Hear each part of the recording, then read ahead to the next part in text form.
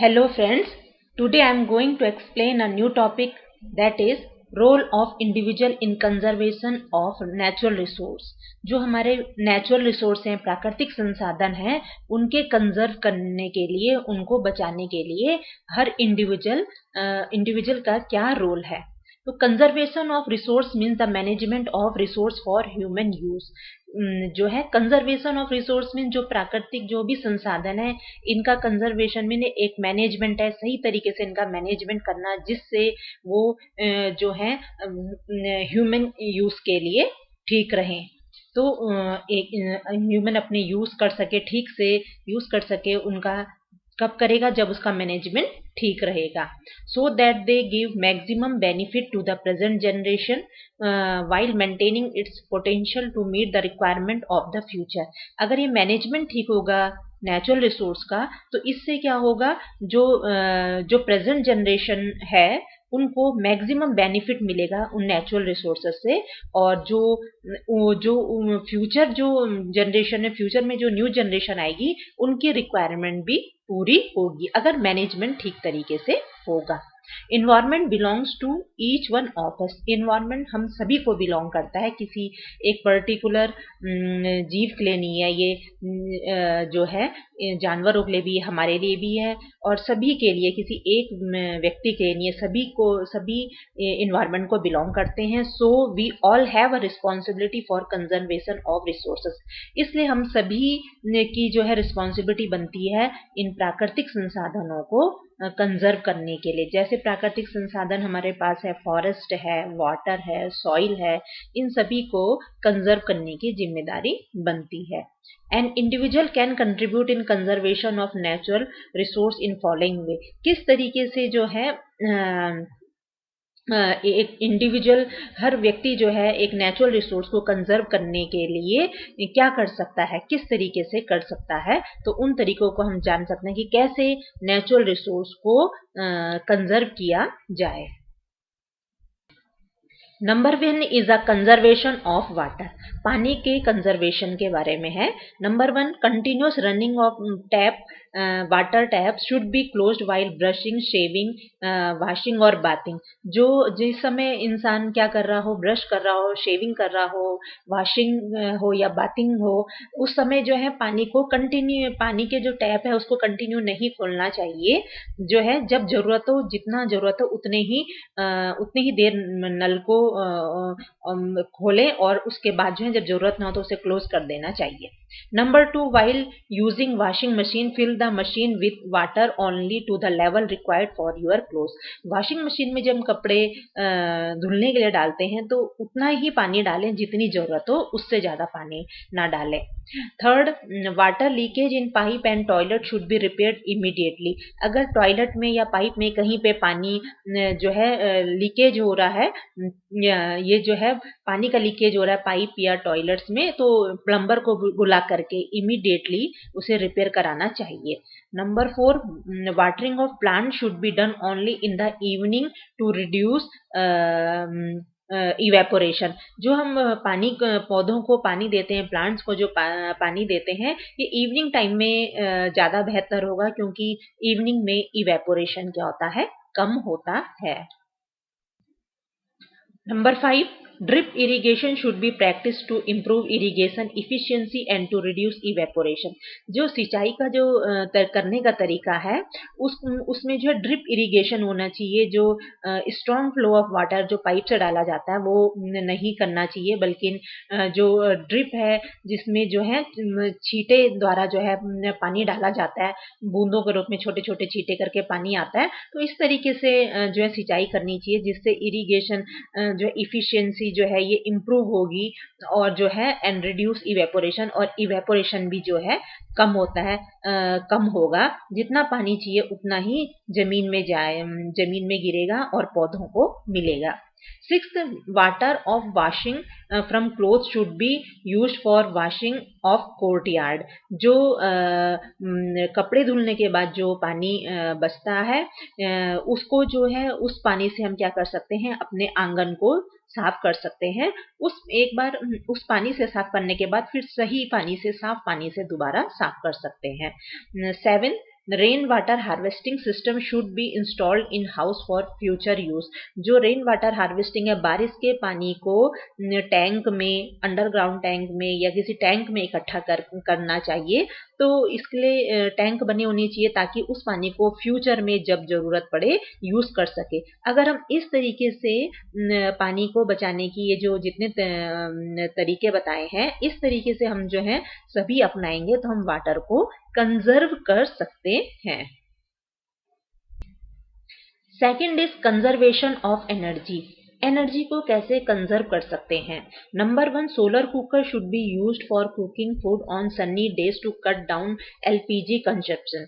जो अगर किसी खाना बना रहे हो, अगर बॉईल करना हो कुछ, तो हम उसमें जो है सोलर कुकर में बॉईल कर सकते हैं जब जिस दिन जो है अच्छी धूप होती है। अगर हम उन दिनों भी यूज करेंगे सोलर कुकर तो हमारा जो एलपीजी को जो यूज करने का जो है जितनी यूज होती है उसमें थोड़ी कटौती कर सकते हैं। Number 2, make a habit of switching off light, fans and other appliance when not in use.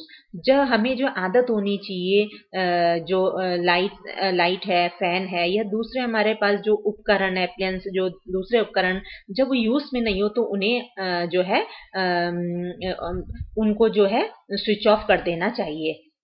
Third, save petrol or diesel by using public transportation and by sharing a carpool if you have to go the same place regularly. अगर अगर हम public transport को use करें, जो भी चलते हैं सड़कों में, रोड में, तो उससे हम पेट्रोल और डीजल को बचा सकते हैं। और कारपूल मीन्स अगर हम हम 2-3 लोग हैं, 3-4 लोग हैं, एक ही जगह में डेली एक जगह हम जाते हैं, सेम प्लेस में जाते हैं, तो एक ही कार में जा सकते हैं कि व्हीकल में हम लोग जा सकते हैं, जिससे जो है सभी का इससे आने जाने से पैसा भी बचेगा और पेट्रोल और डीजल भी जो है की भी क्या होगी, बचत होगी। Fourth is avoid car or scooter for short distance and cover such distance by walking or riding bicycle। जो अगर हमें शॉर्ट डिस्टेंस पे जाना है, थोड़ी दूरी पे कहीं जाना है, तो हम अपने कार या स्कूटर को ना ले, हम वहाँ पे जो है पैदल भी जा सकते हैं, वॉकिंग और राइडिंग बाइसाइकिल या बाइसाइकिल से जा सकते हैं। तो इस तरीके से भी हम एनर्जी को कंजर्व कर सकते हैं। Fifth, build your home with provision for sun space to keep the house well lit and to save electricity. अपने घर का अगर हम घर बनाए तो इस तरीके से घर बनाना चाहिए कि वहाँ पे सनलाइट जो है अच्छी तरीके से आए, जिससे नहीं तो क्या है, अगर इस तरह से नहीं बनाएंगे तो दिन में हमें लाइट ऑन करके रखनी पड़ती है। इसलिए घर इस तरह से होना चाहिए कि उसमें अच्छी तरीके से सनलाइट आए और इससे हम इलेक्ट्रिसिटी को बचा सकते हैं। 6, instead of using the heat converter try to wear adequate woollen during winter. जो है जो हम हीट कन्वर्टर यूज करते हैं तो इतना जो है उससे जो क्या होती है, बहुत ज़्यादा जो है बिजली जो है खर्च होती है। तो उसके बजाय जो हम क्या कर सकते हैं, अच्छी तरीके से वूलन जो है वूलन क्लोथ्स पहने विंटर के टाइम पे, जिससे जो है शरीर में गर्मी वैसे ही बनी रहे और हमें हीट कन्वर्टर यूज ना पड़े। तो इसलिए इस तरीके से एनर्जी को कंजर्व कर सकते हैं। 7th, tree should be grown outside houses to cut off intense heat of summers. जो है अपने घर के जो बाहर है, अगर हम पेड़ लगाएंगे तो उससे क्या होता है, जो समर के टाइम जो इतनी गर्मी होती है उसमें जो है कमी आ जाती है। तो इस तरीके से अगर हम ये तरीके अपनाएंगे तो एनर्जी को भी हम क्या कर सकते हैं, कंजर्व कर सकते हैं।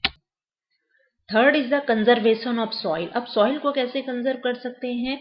Number 1, don't throw vegetable peeling and kitchen waste, make compost from this waste to use it in garden. जो वेजिटेबल पील होती है, सब्जियों के छिलके, फलों के छिलके, ये जो कुछ भी होता है, जो किचन वेस्ट होता है, इसे फेंकना नहीं चाहिए कूड़े में, बल्कि इसकी कंपोस्ट बनानी चाहिए और अपने गार्डन में डालनी चाहिए, जिससे वहाँ सॉइल की फर्टिलिटी बढ़ेगी और इससे सॉइल को कंजर्व कर सकते हैं।